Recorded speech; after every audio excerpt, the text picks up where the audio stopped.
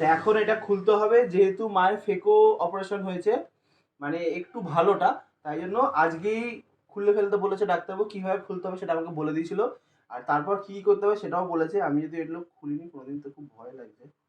ও মা, যদি ব্যথা লাগে আমাকে বলবে কিন্তু, সেখানে থেমে যাবো। তোমার ব্যথা লাগে না তো? এদিক থেকে টান দিয়েই খুলতে বলেছে, এইভাবেই চুলগুলো এসে এইটার মধ্যে আটকে আছে। বেশ বেশ, দাঁড়ো দাঁড়ো দাঁড়ো দাঁড়ো দাঁড়ো দাঁড়ো, আস্তে আস্তে আস্তে আস্তে আস্তে আস্তে আস্তে আস্তে আস্তে আস্তে, দাঁড়াও দাঁড়াও দাঁড়াও দাঁড়াও দাঁড়াও দাঁড়াও দাঁড়াও। ব্যাস, চোখ খুলবে না, আস্তে আস্তে দাঁড়াও। তো খোলা হয়ে গেছে, এবার আস্তে আস্তে চোখটা খোলো।